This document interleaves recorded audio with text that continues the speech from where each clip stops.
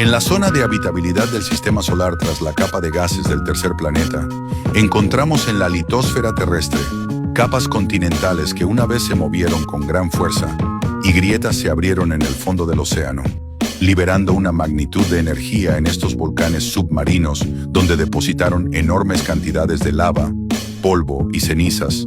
Los depósitos crecieron y se convirtieron en islas, una de ellas de forma rectangular con 3.435 millas cuadradas, montañosa, con mucha variedad topográfica. En esta isla se encuentran casi todos los grandes grupos de suelos. La abundante lluvia de la zona ha producido en la isla una gran variedad de flora, cubriéndola de un denso bosque tropical. Su mayor recurso es el agua, recurso que tiene en abundancia en ríos, lagunas, lagos y océanos. Entre las rocas volcánicas de esta isla tenemos cobre, hierro, manganeso, estaño, mercurio, magnesio, plata, zinc, plomo, cobalto, níquel, molibdeno, cromo, titanio y oro. Desde que el ser humano comenzó su gran caminata para poblar al mundo, las islas del Caribe fueron las últimas en poblarse hacia el año 5000 a.C. Los primeros pobladores pudieron haber llegado desde Florida o Yucatán, o desde la parte noreste de Sudamérica. A estos primeros pobladores se les conoce como arcaicos. Los arcaicos construyeron grandes balsas de troncos atados con bejucos y comenzaron a navegar. Los arcaicos eran nómadas. Vivían de la caza, la pesca y la recolección de caracoles, frutos silvestres, semillas y raíces. Sus asentamientos se encontraban cercanos a playas y manglares. Habitaron en cuevas durante su paso por la isla. Sus utensilios eran rústicos. Utilizaban cuchillos y machacadores de piedra para abrir cangrejos. Las conchas marinas le eran útiles para limpiar y raspar el pescado.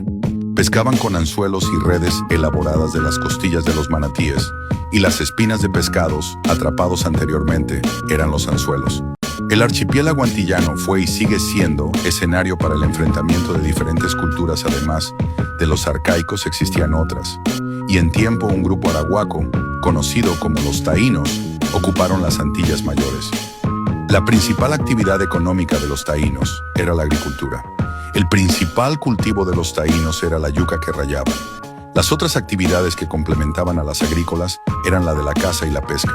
El principal personaje en la sociedad taína era el cacique mayor, quien gobernaba la isla.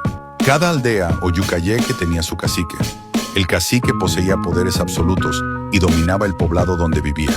Sus funciones eran principalmente la organización del trabajo y, en caso de peligro, la defensa del poblado.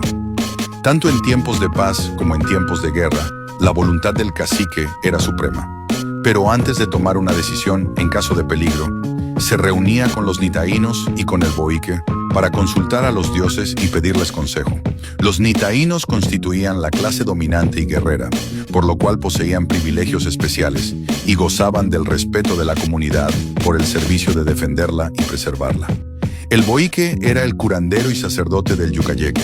Tenía gran influencia y gozaba de una respetable posición social por los conocimientos o poderes mágicos que se le atribuían. El resto de la población estaba compuesta por naborias o clase trabajadora.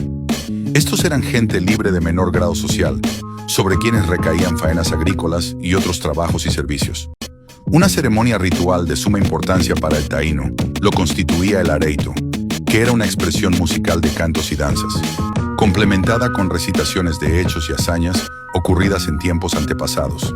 El areito servía para expresar la unidad tribal y educar a los jóvenes y niños en las tradiciones familiares y de la sociedad. Cantos bailados y fraseados coralmente iban acompañados por instrumentos musicales fabricados de madera fuerte y hueca, maracas de madera o de higüero, el tambor confeccionado de un tronco, trompetas de caracol, ocarinas de barro y flautas de caña o de hueso. Los indios de Puerto Rico y las demás Antillas fueron muy aficionados al juego de la pelota, utilizando para ello una pelota de goma, la cual sorprendió a los españoles, quienes desconocían la existencia de la goma.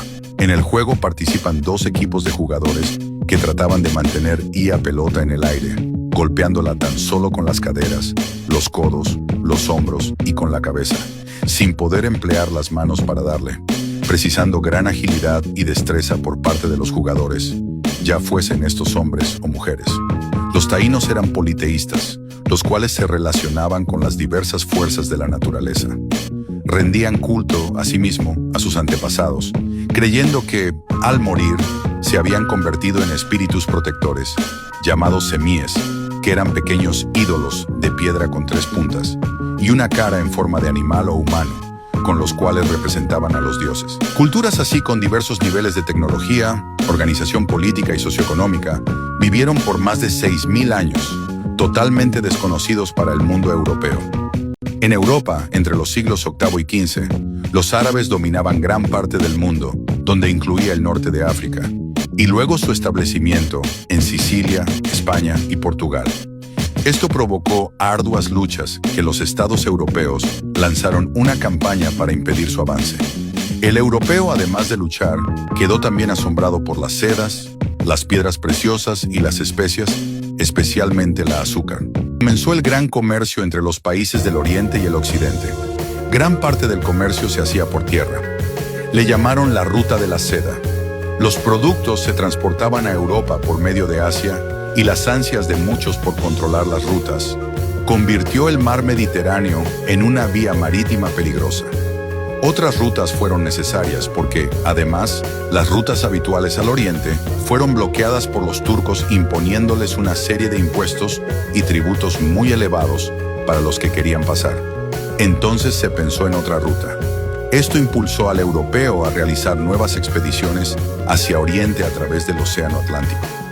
Fue así como navegaron por las costas del continente africano y los mares que lo bordeaban. Llegaron a Asia y establecieron relaciones comerciales con aquellos lugares remotos. Estos grandes esfuerzos impulsaron un desarrollo en la tecnología de la navegación, conocimiento de la geografía y de la astronomía. Se dibujaban cartas marinas que facilitaban las travesías y se comenzaron a fundar puestos comerciales dedicados al tráfico. Un individuo llamado Cristóbal Colón, que trabajó como dibujante de mapas y luego como maestro marino, concibió el proyecto de buscar una ruta marítima hacia el oriente, navegando no por el este, sino navegando en dirección contraria. Colón creía que la Tierra era redonda y que, por tanto, yendo por el Océano Atlántico, acabaría llegando igualmente al oriente. En su primer viaje llegó a la isla de Guananí y marcó el inicio de la Edad Moderna. Guananí significa en taíno pequeña tierra de aguas superiores. Rápidamente descubrieron riquezas en estas islas, y Colón describe a los taínos como gente es muy simple en armas, porque con 50 hombres los tendrán todos sojuzgados y les harán hacer todo lo que quisieren. En su segundo viaje exploró las Antillas Menores, la isla de Boriquén y Jamaica. Boriquén significa tierra del valiente y noble señor. Los españoles renombraron la isla con el nombre de San Juan Bautista. Juan Ponce de León ocupaba el cargo de gobernador en la Española. Tuvo conocimiento de que en la isla vecina de Boriquén había oro. Con alrededor de 50 hombres, llegó a la isla a tierras de Cacique a Guaybaná. Fueron recibidos amistosamente y celebraron la ceremonia del Guaitiao, por la cual se hicieron amigos e intercambiaron nombres. Para este tiempo ya se concebía que este territorio no era parte de Asia, sino era un nuevo continente. Mientras tanto exploró Ponce de León el norte de la isla, donde construyó una casa de piedra y comenzó a sacar oro.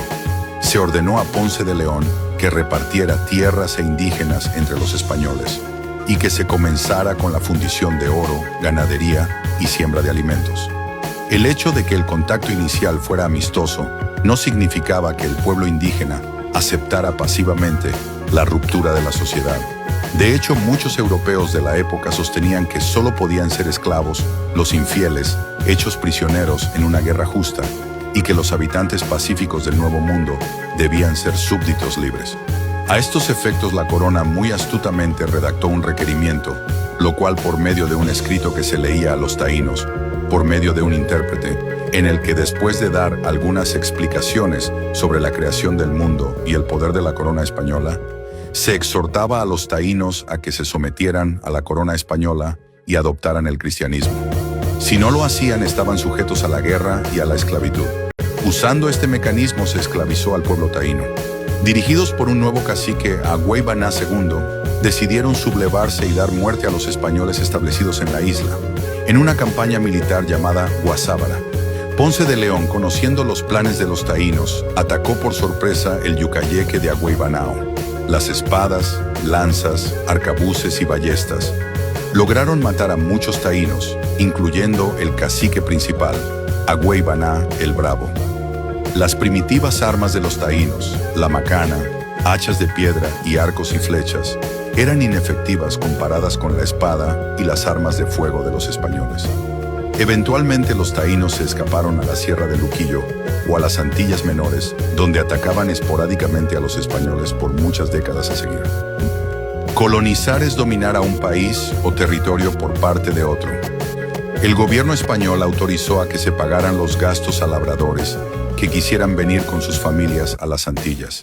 En la isla durante el siglo XVI, una buena parte de los que llegaron eran andaluces, castellanos, extremeños y canarios. Estas personas eran libres de establecerse donde quisieran. Junto a los españoles habitaban pocos taínos. Al inicio del repartimiento, se repartieron 60,000 taínos, de lo que 6 años más tarde quedaban 14,656. Luchas armadas, la esclavitud, desplazamientos de sus poblados, escasez de alimentos, enfermedades, intranquilidad, incertidumbre, huida, genocidio. Aunque el censo de 1778 informaba sobre 2,300 taínos viviendo en la cordillera central, la sociedad taína sufrió una eliminación y exterminio sistemático. Hoy en día, según estudios, un 60% de los puertorriqueños tienen linaje maternal indígena en su estructura genética.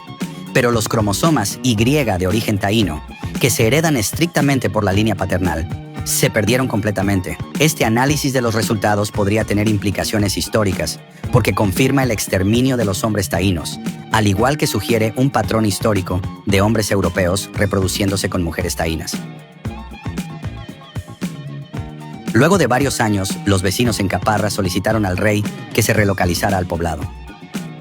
Los colonos escogieron como nuevo hogar a una isla barrera a lo largo de la costa norte, que llamaron Puerto Rico como su nueva capital. Era un lugar excelente, proveía un fácil acceso al mar, facilitando el comercio. Poseía constante brisa que refrescaba todo el año, pero lo más importante, contaba con una geografía apropiada para la defensa. Luego de ser atacada por taínos, se ordenó a fortificar la misma con la mano de obra taína. Una de las primeras actividades colonizadoras fue la fundación de pueblos. La corona autorizó a dividir la isla en 2 partidos, el de Puerto Rico y el de San Germán. El partido de Puerto Rico se convirtió en el centro de gobierno, mientras que el partido de San Germán se fomentó la agricultura y la ganadería. Fue difícil fundar pueblos en la zona este por la cercanía de Vieques, donde los taínos lanzaban ataques constantes. Se establecieron en las cercanías de ríos, pero la amenaza de los ataques hicieron que los colonos se adentraran en las regiones montañosas. Una vez San Germán se estableció, fue necesario crear un poblado cercano a la costa para que lleve a cabo el comercio. Así surgió San Blas de Illescas, que luego sería conocido como Coamo. Luego Arecibo, donde se establecieron estancias dedicadas a la crianza de vacas y cerdos. En estos centros urbanos conviven los criollos, españoles, africanos, taínos, algunos portugueses e italianos. A medida que transcurrían los años, los nombres de la ciudad principal, Puerto Rico, y la isla de San Juan Bautista se intercambiaron y comenzaba la isla ahora a llamarse Puerto Rico. Durante esa época, la estructura política del poder colonial español estaba formada por el cabildo formado por vecinos de la zona, el gobernador, que era un representante del poder español, y la audiencia de Santo Domingo, que operaba como el contrapeso de esos poderes ya mencionados. Por lo tanto, el gobernador, como representante de la corona, no tenía poderes absolutos, ya que tenía que acatar las decisiones de la audiencia de Santo Domingo. Llegaron noticias de las conquistas de Francisco Pizarro en las regiones del Imperio Inca, cerca del río Puru. Las riquezas que describían despertaban las posibilidades de fabulosas conquistas. Hicieron que muchos dejaran la isla rumbo a destruir grandes sociedades por el mineral. En Puerto Rico, los colonos trataron de aumentar la producción agrícola. A causa de que la población taína disminuyó durante los primeros años de colonización, los españoles reemplazaron esa fuerza trabajadora esclava con miles de hombres, mujeres y niños que trajeron forzosamente desde el continente africano. Pasaron a ser la principal fuerza trabajadora en las haciendas de caña. Los africanos que venían forzosamente procedían de varias regiones de África. Eran marcados en el hombro, la espalda o la cara con un hierro caliente llamado carimbo, como evidencia del tributo pagado al Estado. Trabajaban de sol a sol vigilados por un capataz. Eran mal alimentados y vivían hacinados en barracas. Aún así se ocupaban del corte de la caña, cargaban la caña, la llevaban al trapiche, trasladaban el bagazo a los ranchos O sea que, en definitiva, la operación de la producción dependía completamente de los africanos. Con el permiso de los amos, los africanos celebraban sus bailes los domingos y días feriados de la iglesia. Durante la celebración de los mismos aprovechaban la ocasión y se organizaron en secreto para planificar rebeliones para conseguir su libertad. A pesar de los colonos contar con este trabajo forzado, la agricultura no floreció. Al correr los años, el número de ingenios, en vez de aumentar, disminuyó. En 1597 se informaban 8 ingenios en Puerto Rico, que ya en 1694 se había reducido a 6. Por la supuesta ausencia del valor mineral, Puerto Rico había caído en una posición muy desventajosa para el Imperio Español. Por lo tanto, existía muy poco incentivo para que los barcos con productos españoles de primera necesidad se detuvieran en la isla para intercambiarlo por el azúcar, jengibre y otros productos que ella producía. Entre el 521 y 530, el 90% de los productos españoles estaban destinados a las Antillas. En cambio, después de Pizarro, el 85% le correspondía a México y Perú. Las colonias españolas dependían de los alimentos y productos españoles. Quien domina el mar domina todas las cosas. Pronto se establece una ruta comercial a través del Océano Atlántico que se conoció como la Carrera de Indias. Flota del Tesoro fue el nombre con el cual se conoció a la flota española destinada al virreinato de la Nueva España durante el periodo de dominación hispánica del continente americano. 10.635 naves zarparon de los puertos de Huelva, Sevilla y Cádiz rumbo a las Indias entre 1504 y 1650. Sevilla canaliza la entrada de un tesoro que revoluciona la economía europea, más de 300 toneladas de oro. Al ir perdiendo impulso económico la isla, cada vez se espaciaban más las visitas de los barcos. Por consiguiente, hacía muy difícil la exportación de azúcar y otros productos, como ya mencionamos.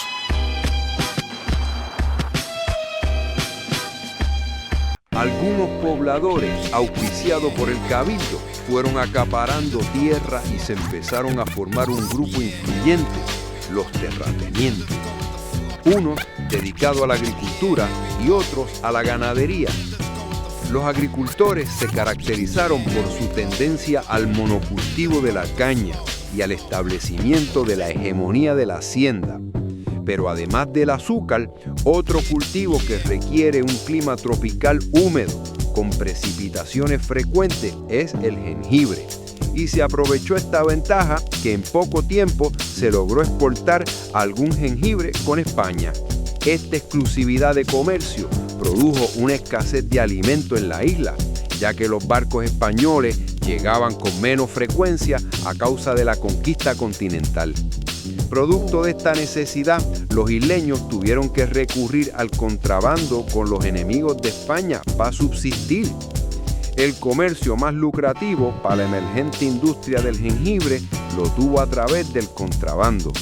La situación llegó al punto donde se prohibió que se cultivara jengibre. Aún así, en 1644 fue el producto de mayor valor económico. Aunque Puerto Rico no era tan importante para España como antes, su posición geográfica la convirtió en pieza fundamental para la seguridad del imperio. En 1643, el rey Felipe II señaló que Puerto Rico era la isla frente y vanguardia de todas mis Indias occidentales y respecto de su consecuencia, la más importante de ellas. Puerto Rico ocupa un lugar central en el arco antillano y es la primera tierra firme de Europa y así dominando todas las rutas al Atlántico. Esto hizo que desde temprano en su historia se convirtiera en lugar de recalada, un punto de abastecimiento y luego de partida para las distintas expediciones de la expansión continental española. Puerto Rico fue una isla trampolín de toda riqueza extraída y en esas rutas marítimas circularon las mayores riquezas que jamás el mundo haya visto y que el Imperio Español tuvo que defender. El dominio de España no estuvo exento de guerra. Sus principales rivales lo eran Francia, Inglaterra y Holanda. Escenario de luchas y rivalidades en Europa, ahora se traslada al Nuevo Mundo. Estos países en pugna otorgaban patentes de corsarios, lo cual concede el permiso a los ciudadanos para atacar, saquear, pillar a puertos y ciudades enemigas.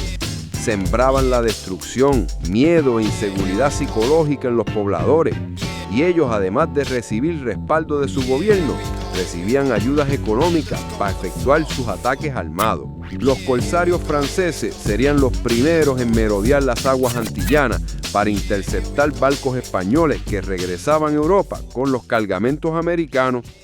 La isla de Mona constituyó una de sus bases favoritas de operaciones, ya que era la ruta seguida por las naves que transitaban entre la Española y San Juan. Los parajes deshabitados y sin vigilancia de nuestra costa, particularmente la zona sur y oeste, sirvieron de blanco a las actividades corsarias. El poblado de San Germán tuvo que moverse varias veces debido a invasiones, no solo de los taínos, sino por ataques constantes de corsarios franceses. Además de los franceses, estaban los holandeses y los ingleses. Inglaterra era la mayor enemiga de España, ya por las diferencias religiosas y porque Inglaterra se consolidaba como la mayor potencia marina luego de vencer la tan aclamada Armada Invencible en su derrota en el Canal Inglés. Para estas nuevas necesidades defensivas se necesitaron una asignación económica, conocida como el situado.